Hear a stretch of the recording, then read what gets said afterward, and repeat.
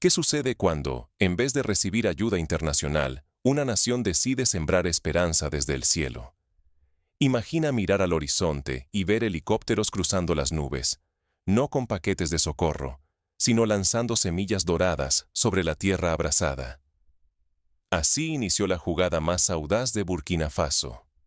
Bajo las órdenes de Ibrahim Traoré, 100 toneladas de semillas de maíz descendieron sobre las sabanas, marcando un instante que nadie había osado imaginar. Para muchos observadores internacionales, la imagen era tan magnética como alarmante. Estaba Traoré apostando el futuro de su pueblo, arriesgando los últimos recursos de un país herido por la sequía, el hambre y la sombra del cambio climático. Las críticas llovieron. Algunos tacharon la operación de temeraria, otros la señalaron como una locura ante el avance implacable de la desertificación y la posibilidad real de un fracaso total. Sin embargo, para Traoré, el dilema era simple y brutal. O Burkina Faso se atrevía a desafiar el destino y apostar por la vida, o quedaría atrapado en la dependencia y la miseria, condenado a ver pasar los años esperando milagros que jamás llegan. Si la siembra aérea fracasaba, se perderían recursos críticos y quizás la última chispa de esperanza. Pero si triunfaba, el país podría transformarse, inspirar a todo un continente y demostrarle al mundo que la soberanía no es un sueño imposible. Fue una imprudencia o una genialidad. Mientras el maíz caía desde el cielo como la última carta de una nación al borde del abismo, el destino de Burkina Faso pendía de un hilo invisible. Pero, ¿cómo se llegó a este momento de riesgo extremo? Para entender la apuesta de Traoré, hay que mirar atrás y descubrir qué fuerzas empujaron a Burkina Faso hasta el límite. Burkina Faso. Un país donde el viento seco del Sahel no solo levanta polvo, sino también recuerdos de hambre y abandono. Imagina una tierra donde los ríos llevan décadas secos y el suelo, resquebrajado, guarda las huellas de niños que vieron sus aldeas desvanecerse, empujadas al éxodo por una naturaleza implacable. Pero no fue solo la sequía la que castigó a Burkina Faso. Durante generaciones, la esperanza llegó envuelta en ayuda extranjera. Sacos de arroz, latas de aceite, promesas de desarrollo que, en el fondo, solo reforzaban la dependencia y la resignación. Con cada paquete, el ánimo de la gente se erosionaba, asfixiado bajo soluciones ajenas y compromisos rotos. Sin embargo, en medio del desaliento, surgió una idea inesperada. Se apostó todo al maíz. No un cultivo cualquiera, sino uno fuerte, adaptable, profundamente enraizado en la dieta africana. El maíz podía alimentar familias, sostener al ganado, devolver vida a la tierra y esperanza a quienes nunca la dejaron de buscar. Elegir el maíz fue una jugada estratégica, mezclar la urgencia de sobrevivir con la promesa de productividad a largo plazo. Pero el mayor peligro era quedarse quietos, repetir la historia de fracaso. Si nada cambiaba, comunidades enteras desaparecerían, forzadas por el hambre y la infertilidad. El tiempo corría. La inercia amenazaba con sellar el destino del país. Entonces, una pregunta sacudió todas las certezas. ¿Por qué lanzar el maíz desde helicópteros, en vez de confiar en los métodos de siempre? La respuesta cambiaría no solo la forma de sembrar, sino el sentido mismo de la palabra soberanía. Y detrás de esta decisión, un líder dispuesto a arriesgarlo todo. Ibrahim Traoré. «Esto es una locura», exclamaban críticos y expertos. ¿Y si la apuesta terminaba en desastre? ¿Y si, en vez de esperanza, lo que caía del cielo era el último error de un país ya aislado y observado con lupa? La logística desafiaba el sentido común. Durante 7 días, helicópteros militares y civiles surcaron los cielos de Burkina Faso, dejando caer cientos de costales llenos de semillas de maíz. Cada vuelo, cada descarga, era una lluvia de oportunidades sobre la sabana reseca, un pulso directo contra la resignación colectiva. El pueblo respondió con júbilo. En aldeas remotas, la gente salió a cantar, a tocar tambores y a celebrar lo que llamaron la semana en que la tierra fue bendecida desde el aire. Niños corrían tras los helicópteros, recogiendo semillas perdidas, mientras los ancianos soñaban con cosechas abundantes y almacenes rebosantes. Pero las críticas llegaron tan rápido como las semillas. Economistas europeos tacharon la operación de capricho peligroso. Organizaciones internacionales advirtieron sobre el riesgo de desperdiciar recursos en un experimento sin precedentes. Incluso algunos líderes africanos temían que el fracaso reforzara la imagen de dependencia y vulnerabilidad. Aún así, Ibrahim Traoré no vaciló. Lo acusaron de irresponsable, de poner en juego el destino de más de 20 millones de personas. Pero él tenía un objetivo claro: desafiar el relato dominante que condenaba a Burkina Faso a la caridad extranjera. Apostaba por el maíz, sí, pero sobre todo apostaba por la dignidad y el derecho a decidir su propio futuro. La apuesta era monumental. Si fracasaba, los recursos se perderían en el polvo y la desconfianza internacional crecería. El país podía quedar más aislado y vulnerable que nunca. Pero si funcionaba, Burkina Faso abriría la puerta a una revolución agrícola capaz de romper cadenas históricas y demostrar que la audacia puede transformar destinos. Con la llegada de las primeras lluvias, el país entero contuvo la respiración. Las semillas caídas desde el cielo tenían ahora en sus manos, o mejor dicho, en su tierra, el peso de una nación entera. ¿Sería esto el comienzo de una nueva era o la última gran decepción? Día tras día, los habitantes escrutaban el horizonte buscando el primer brote verde. Nadie sabía si la apuesta germinaría, pero todos sabían que el futuro ya no podía ser el mismo. El milagro verde. Campos de maíz, donde antes solo había polvo. ¿Qué cambió realmente en Burkina Faso? La transformación fue tan radical que, apenas unos meses después de la siembra aérea, los brotes verdes se distinguían incluso desde el espacio. Donde antes dominaba el desierto, surgieron franjas vivas de maíz. La sabana, antes árida y gris, ahora lucía un tapiz de cultivos y pastizales jóvenes. La naturaleza respondió con fuerza. Bandadas de aves migratorias volvieron a anidar, y manadas de antílopes regresaron para alimentarse de los nuevos brotes. Los agricultores cosecharon sus primeras mazorcas varias semanas antes de lo habitual, celebrando una abundancia que no conocían desde hacía generaciones. Pero el cambio más profundo fue social. Por primera vez, numerosas cooperativas rurales fueron lideradas por mujeres. Ellas organizaron la recolección, el secado y la molienda del maíz, transformando el excedente en harina y aceites que comenzaron a venderse en los mercados locales. Ese nuevo liderazgo femenino inspiró a los jóvenes. Ya no emigraban por necesidad, se quedaban para innovar, experimentando con cultivos asociados, abonos orgánicos y sistemas de riego comunitario. El tejido social se fortaleció. El maíz no solo llenaba estómagos, también nutría el orgullo y la esperanza. En un giro inesperado, Burkina Faso pasó de recibir ayuda internacional a convertirse en exportador regional.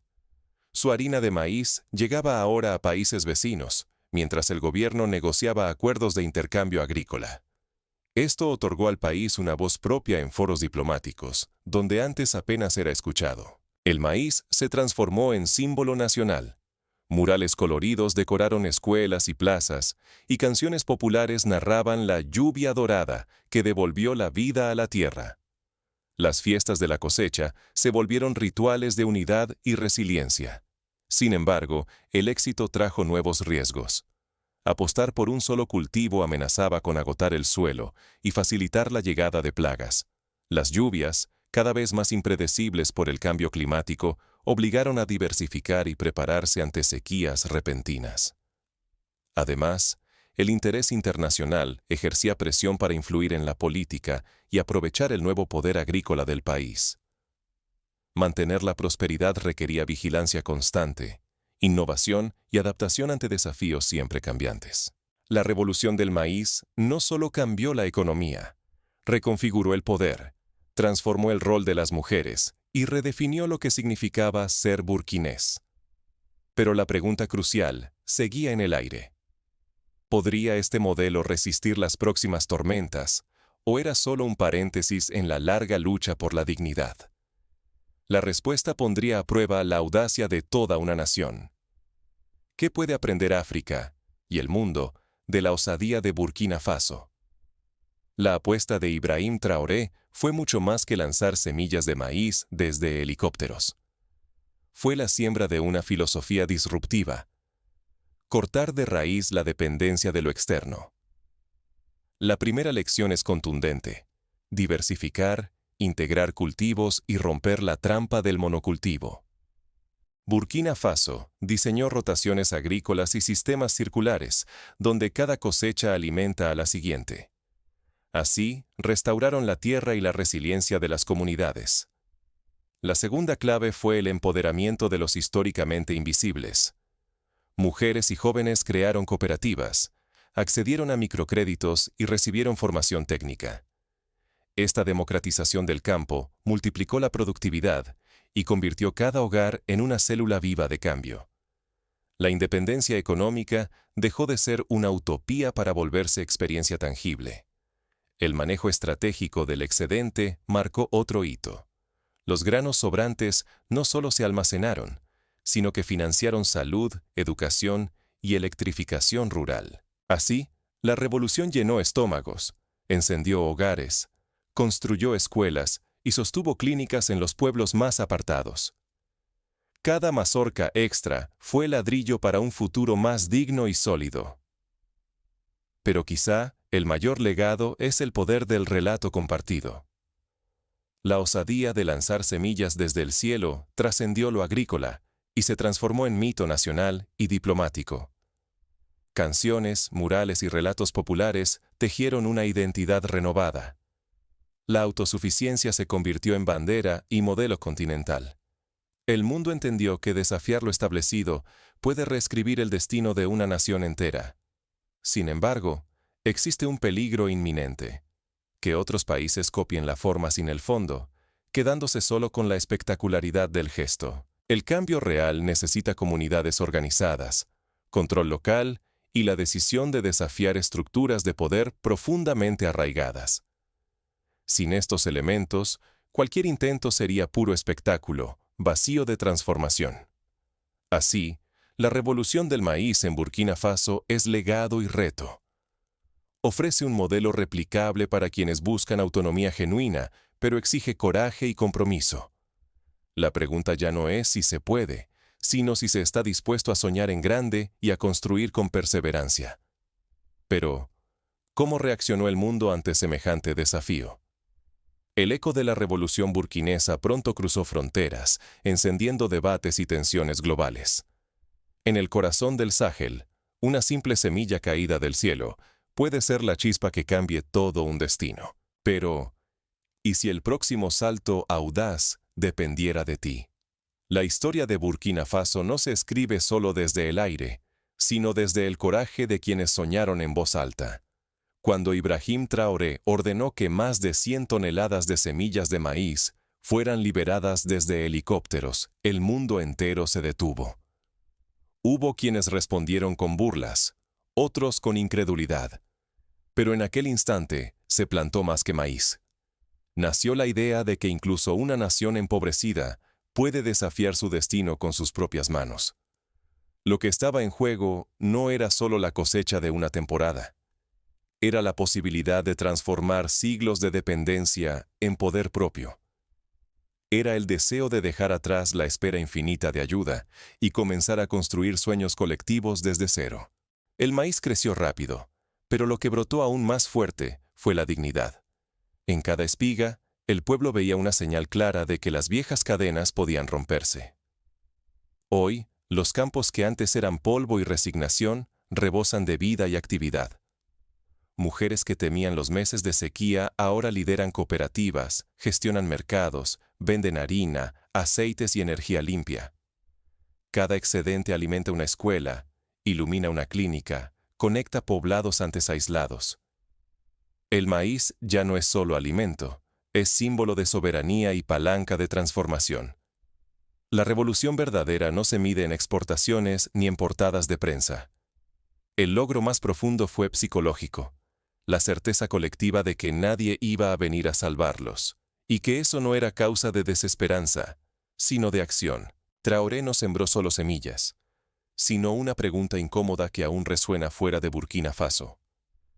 ¿Te atreverías tú a lanzar tu propia lluvia de esperanza? ¿Aceptarías el riesgo de cambiar la historia de tu comunidad, apostando por ideas que desafían los modelos de siempre? Si alguna vez pensaste que el cambio solo viene de fuera, la historia del maíz volador te invita a pensar distinto. El destino de una nación, o de una vida, puede depender de un solo acto valiente. Hoy, cientos de aldeas africanas miran al cielo, soñando con su propia lluvia.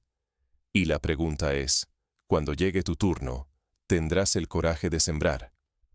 Ahora, para comprender a fondo cómo Burkina Faso llegó a este punto de inflexión, es necesario sumergirse en la historia reciente del país y examinar paralelos con otros experimentos agrícolas extremos en el mundo.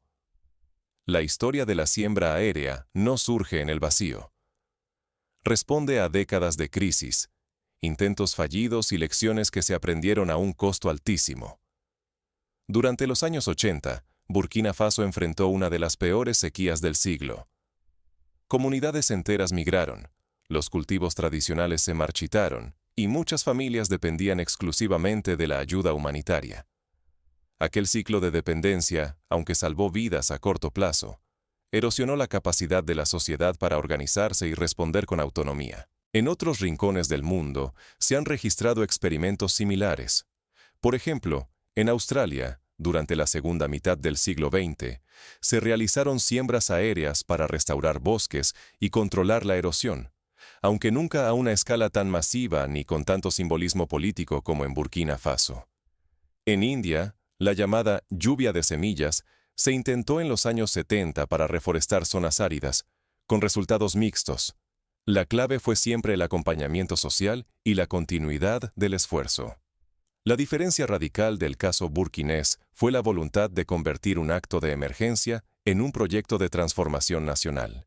Ibrahim Traoré estudió estos precedentes y consultó con agrónomos africanos que habían trabajado en proyectos similares, evaluando los fracasos y éxitos. Decidió combinar la audacia de la siembra aérea con un plan de acompañamiento comunitario. Tras la caída de las semillas, brigadas locales fueron formadas para cuidar los brotes, protegerlos de animales y organizar el riego durante los primeros meses críticos. En la práctica, esto significó que el lanzamiento desde helicópteros era solo el inicio. Cada aldea recibió capacitación en técnicas de agricultura regenerativa.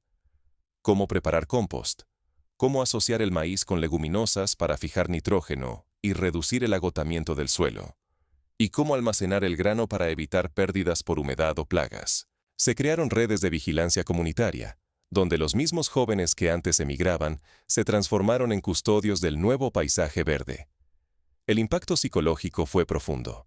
Muchos ancianos, acostumbrados a ver llegar camiones de ayuda, describieron la siembra aérea como el día en que dejamos de esperar y comenzamos a actuar. Este cambio de mentalidad se reflejó en la vida cotidiana. En las escuelas rurales, los maestros incluyeron módulos de agricultura sostenible en el currículo, y las celebraciones tradicionales incorporaron rituales para bendecir la nueva cosecha. Las mujeres, históricamente relegadas en la toma de decisiones agrícolas, tomaron el liderazgo en la gestión de los excedentes. Organizaron mercados cooperativos y crearon microempresas para procesar el maíz en harina, tortas y aceites. Los ingresos permitieron financiar becas para niñas, construir pozos y establecer pequeños centros de atención médica. Incluso surgieron nuevas expresiones culturales. Poetas y músicos compusieron baladas sobre la lluvia dorada, y murales gigantescos aparecieron en Ouagadougou y Bobo Dioulasso, mostrando helicópteros sembrando esperanza sobre la sabana. En el aspecto técnico, el éxito de la operación requirió coordinación meticulosa.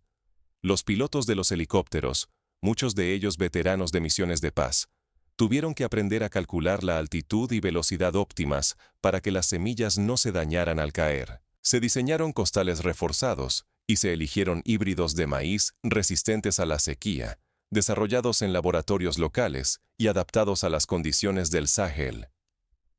El gobierno, anticipando críticas, invitó a observadores internacionales a monitorear el proceso.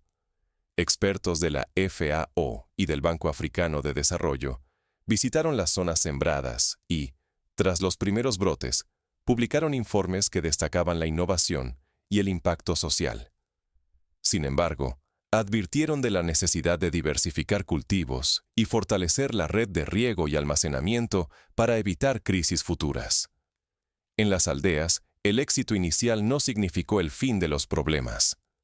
Al año siguiente, una plaga de orugas amenazó con destruir parte de la cosecha. Lejos de rendirse, las cooperativas se organizaron para producir biopesticidas naturales a partir de extractos de neem y ají, reduciendo la dependencia de productos importados y contaminantes. Este tipo de resiliencia fue clave para consolidar la revolución agrícola. La transformación alcanzó también el sistema educativo. Se crearon escuelas agrícolas donde los niños aprendían desde pequeños a cuidar el suelo y experimentar con cultivos asociados. Los jóvenes, en vez de abandonar sus comunidades, encontraron sentido y futuro en la tierra, desarrollando proyectos de energía solar y biogás a partir de los residuos del maíz. En el plano internacional, el ejemplo burkinés inspiró a países como Níger, Malí y Chad a explorar sus propias versiones de la siembra aérea. Delegaciones viajaron a Burkina Faso para conocer el modelo, y se firmaron acuerdos de cooperación sur-sur para transferir tecnología y conocimientos. El país, que antes era visto como un receptor pasivo de ayuda, se convirtió en exportador de soluciones y saberes. Por otra parte, surgieron tensiones con grandes empresas agroindustriales y potencias extranjeras interesadas en controlar el nuevo auge del maíz africano. El gobierno adoptó políticas de protección de semillas nativas y reguló la inversión extranjera, priorizando el control local y la reinversión en comunidades campesinas. El caso burkinés también reavivó debates sobre el papel de la ayuda internacional. Organizaciones como Oxfam y Médicos Sin Fronteras reconocieron el valor del modelo, pero advirtieron sobre el riesgo de romanticizar la autosuficiencia sin garantizar derechos básicos como salud y educación. Se abrió una discusión continental sobre cómo combinar asistencia externa con empoderamiento local. La clave, concluyeron muchos, era transferir conocimientos y herramientas, no solo bienes de consumo. En términos de impacto económico, el boom del maíz generó empleo en toda la cadena de valor. Se crearon talleres para fabricar molinos, almacenes y sistemas de secado eficientes. Jóvenes ingenieros desarrollaron aplicaciones móviles para prever lluvias y organizar la logística de transporte desde las zonas rurales hasta los mercados urbanos. La revolución burkinesa no estuvo exenta de desafíos. A medida que las exportaciones crecían, surgieron conflictos por el uso de la tierra y la distribución de beneficios. El gobierno, junto a líderes tradicionales y cooperativas, estableció consejos locales para mediar disputas y garantizar la equidad. Se promovió la rotación con otros cultivos, como mijo, sorgo y leguminosas, para evitar la sobreexplotación y fortalecer la soberanía alimentaria. El cambio cultural fue tan profundo que en las fiestas nacionales, el maíz reemplazó al arroz en los banquetes oficiales. Canciones populares relataban la epopeya de los helicópteros y la resiliencia del pueblo. Los niños crecieron con la certeza de que la tierra podía renacer incluso después de las peores sequías. Como legado, la experiencia de Burkina Faso demostró que la audacia combinada con organización comunitaria puede revertir siglos de dependencia. Inspiró a movimientos sociales en América Latina, donde campesinos de México y Brasil adaptaron la idea de siembras colectivas para regenerar tierras degradadas. En Asia, expertos de Filipinas y Vietnam analizaron el modelo para mejorar la seguridad alimentaria tras desastres naturales. Más allá de la agricultura, la revolución del maíz catalizó una ola de innovación social. Se crearon radios comunitarias para difundir buenas prácticas, y las redes de mujeres productoras se conectaron con mercados en línea, vendiendo no solo maíz, sino también productos derivados como tortillas, pasteles y biocombustibles. La diversificación fue la clave para sostener el éxito y evitar nuevas crisis. En resumen, el experimento de Ibrahim Traoré no fue un simple acto de rebeldía, sino un proceso complejo de aprendizaje colectivo.